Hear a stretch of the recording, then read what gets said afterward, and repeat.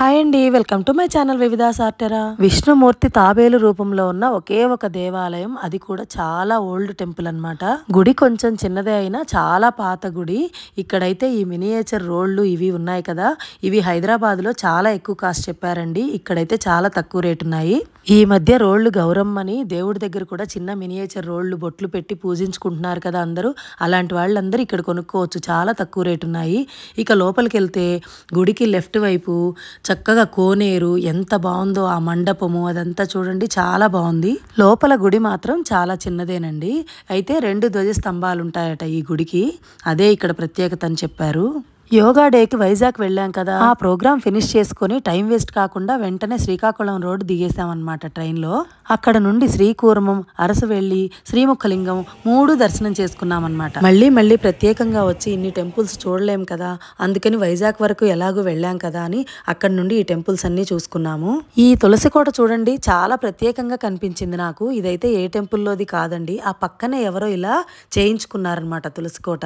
ఇక ఇదైతే అరసవెల్లి. ఈ టెంపుల్ కూడా బయట కంటే లోపల బాగుందండి, కానీ కెమెరాస్ నాట్ అలౌడ్ అన్నారు, అందుకని మేము ఫోన్ తీసుకెళ్ళలేదు.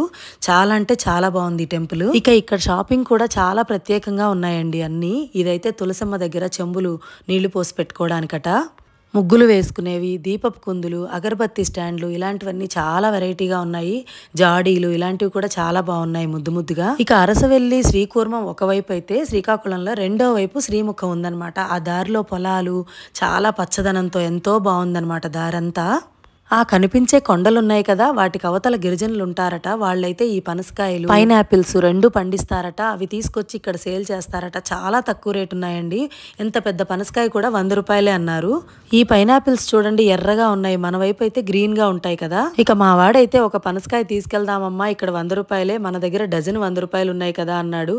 అమ్మో, అది మోయడం మన వల్ల కాదురా, వద్దన్నాను నేను. ఇక ఈ శ్రీముఖం మాత్రం ఎవ్వరూ మిస్ అవ్వద్దండి, చాలా మంచి ప్లేస్, చాలా బాగుంది. Old temple.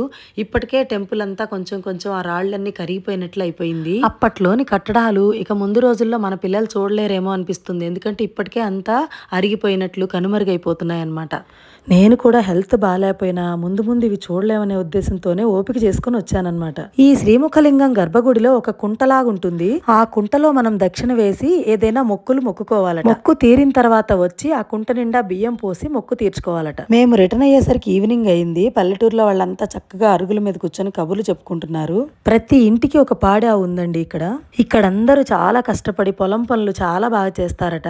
మమ్మల్ని తీసుకెళ్లిన ఆటో అతను చెప్తున్నాడు, వీళ్ళంతా 3 పూట్ల రాగులే తింటారు, అందుకే ఇంత హెల్దీగా ఉన్నారని.